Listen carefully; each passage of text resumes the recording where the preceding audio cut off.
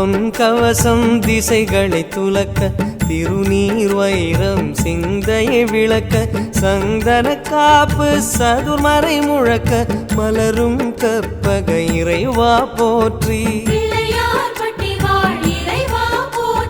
கலியுகம் காக்கும் கணபதி நாதா வலம்புரி நாதா அபயம் அபயம் அபயம் அருளும் இறைவா போற்றி.